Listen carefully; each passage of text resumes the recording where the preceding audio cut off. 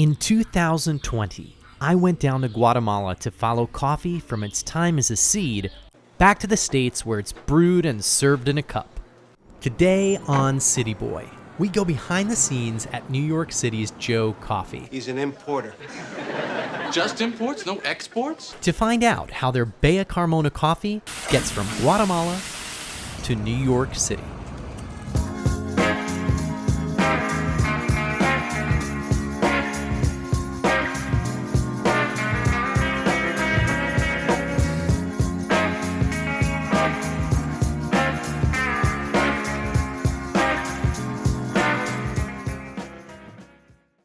During my time in Guatemala, I visited the city of Antigua 4 times.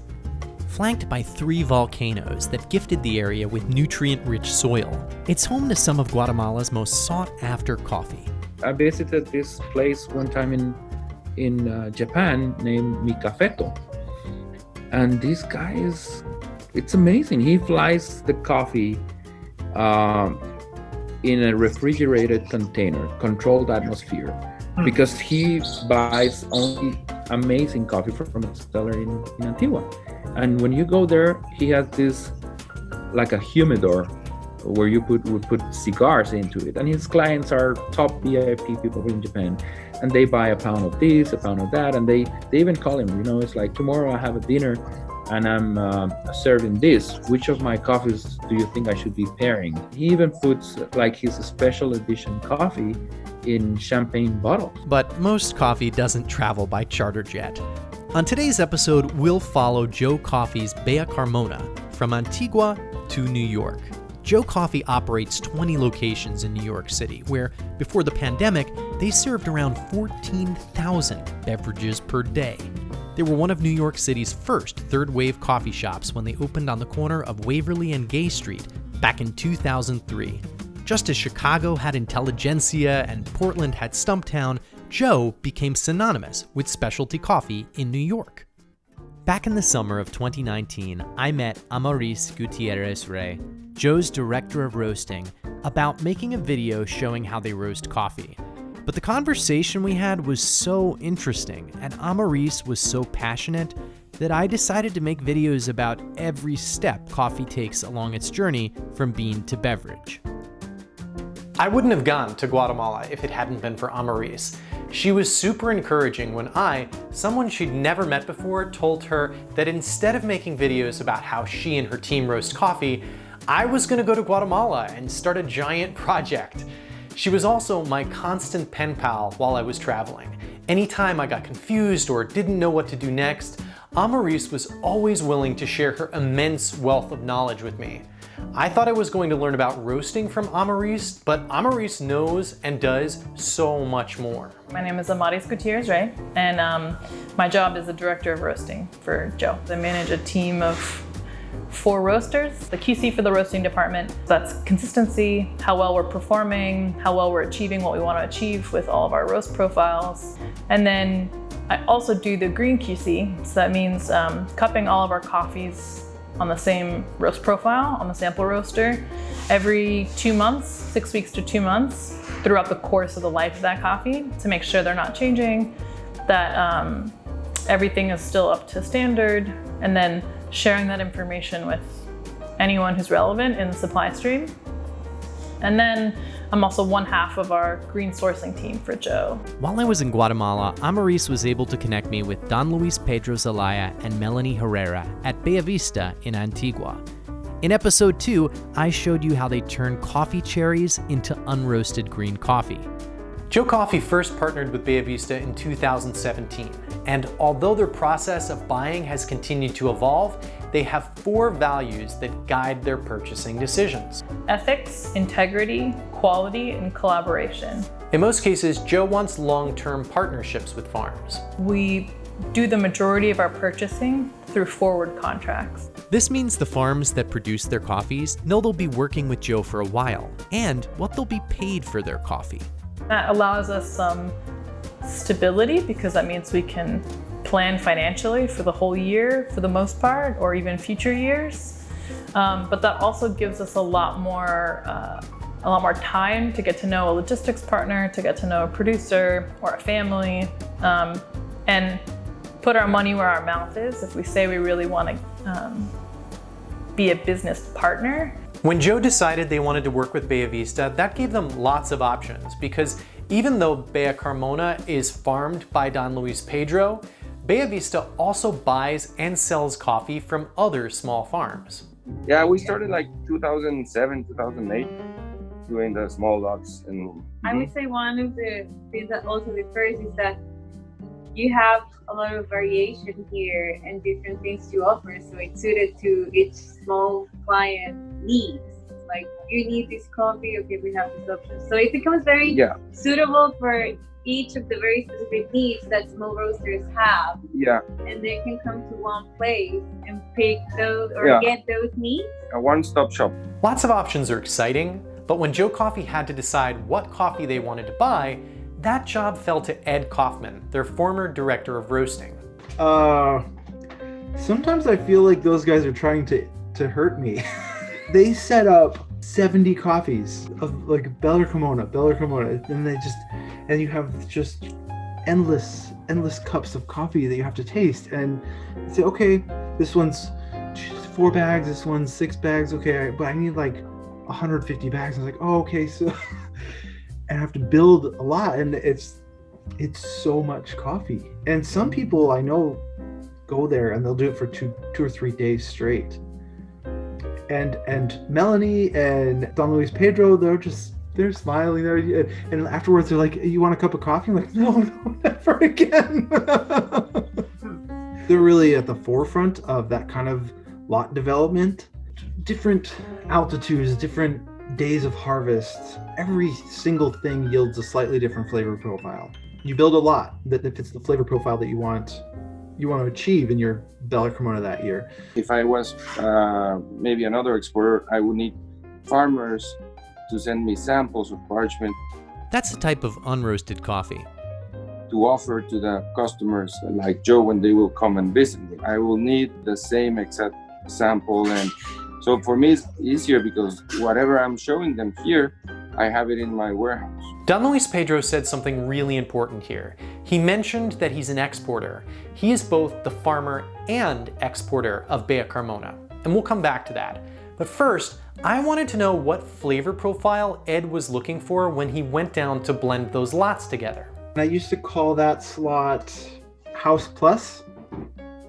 So if a coffee drinker really liked our house blend, but they wanted to kind of start exploring outside of that,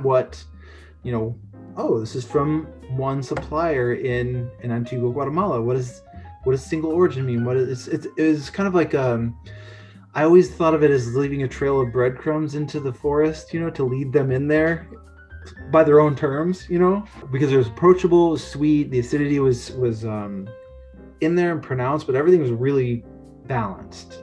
That was the key to that one. It's just balance, but some identifiable fruit characteristics to it that were pretty easy to process. If you wanted to compare house blend to Bella Carmona, you could say like, oh, okay, I get it. And maybe you like that. And then the next step, it was like Colombia. And then from there we get to Kenya, Ethiopia, and then the unicorn tiers of, like some other crazy place. To recap, Bella Vista farms the coffee that makes up Bella Carmona. Next, the coffee goes to an exporter. That exporter is also Bella Vista. Everything they buy from us is processed here, the cherries. Again, if you want to see that, check out episode 2. Usually we then send a pre-ship sample of what they selected. When they approve, we ship it to an importer. They are not importers themselves at Bella Vista. They do export their own coffee. Okay. But it's an import partner we've worked with for a very long time, Inter-American. And they're very good about being very clear about like what their cost is. Like, it costs this many cents per pound just to get the coffee here. If you need 6 months, a year, whatever, to purchase it, like, all those are known variables, and they're very, very good at what they do. And it just so happens that Ed now works for Inter-American. When I was a buyer at Joe, I really loved working with the company I work for now as an importer, because they're very transparent, full industry knowledge, kind of helping guide purchasing decisions and planning and lots of educational things like breaking down pricing, how that works, being able to pick up the phone and somebody answers on the second ring. The customer service experience was really good. Importers deal with a lot of the logistics of moving coffee, but they're so much more than a shipping company. You can also think of them like a real estate agent and mortgage broker rolled into one if you were buying a house. They draw up the contracts, they handle financing, they have currency exchange and probably somebody who speaks the same language as the farmer. They also have relationships all over the world that roasters are able to leverage when they're looking for a specific coffee. They might even have purchased some coffee in advance that those roasters can purchase from them. Inter-American moves Joe's coffee in a container with other coffees of other roasters or Inter-American's coffees for their position. They get it to the port. So usually when we pay for the coffee, the terms are FOB. So that means they do everything all the way to when the coffee crosses over the hull of the cargo ship. Before it, it's Bella Vista's coffee. After it, it's Inter-American's coffee. And then they take it usually to Continental. The United States has 3 major ports, one in New Jersey, one in Texas, and one in California. Continental is a giant warehouse at the port in New Jersey that just stores coffee. And it turns out they have a lot of coffee there because most of the importers don't have warehouses anywhere near the major ports. Anytime coffee sits or moves, it incurs more cost. We cover ocean freight, all the insurance, importation, loading off the boat, drayage from the boat to the warehouse loading in, generating all the tracking information there, sampling to our QC team and to the roasters that might have it. At that point, we build all those costs into our price that we sell the coffee back to Joe or to our other roaster customers. Inter-American writes a contract directly to us and they pay the coffee directly to us. We just agree the price that Joe wants Inter-American to pay, the price we negotiate with Joe's. And from then on, we don't know much really. We don't know exactly what are the conditions that importers negotiate with the roasters. That part we don't know exactly what happens. So it's kind of simple, works very well because we get paid very quickly by the importer.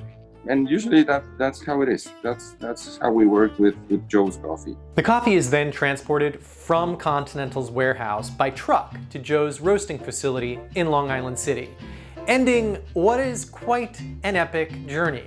It's pretty amazing how many people are involved in the process and how much risk they all take on. Particularly the coffee farmer, who, let's not forget, spends about 5 years with the plant before it's producing coffee that's worth selling. Increasingly, people are aware that producers are the ones who are more often than not taking on all of the risk all of the time, because they're the ones facing fluctuating prices with sea market prices, if that's how they are selling their coffee.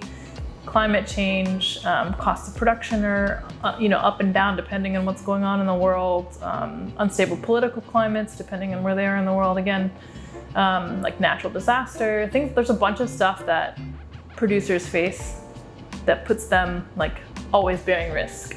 That's why farmers like Miguel, who you saw at the beginning of the video, prefer long-term forward contracts like this one. I have a contract with a company in Japan, and they're willing to have a fixed price for 10 years. In that specific case, I get the assurance that I can put a certain amount of money into that coffee plantation because I'm gonna get paid and I'm gonna make a profit, unless I do something really bad or I get, a terrible production. But, it's for you, it gives you peace at night when you go to sleep, knowing that coffee is sold and that you don't have to worry about the price or if the sea market goes up or goes down. But Joe, while not a giant multinational corporation, is in more of a position to enter into long-term contracts like this than smaller roasters. And that's why Guatemala is spending significant effort trying to connect farmers more directly to small roasters. We'll have more on that, plus how Joe roasts their coffee, how you can brew better coffee at home, and what coffee is doing to change the future of Yemen in upcoming videos. This was such a fun video to make, but it was also a lot of work because there were a lot of people in this and we're in a pandemic. So if you enjoyed it, please like, subscribe, hit that bell, join our Patreon, and do whatever you can to support us so I can keep bringing you videos like this. See you next time on City Boy.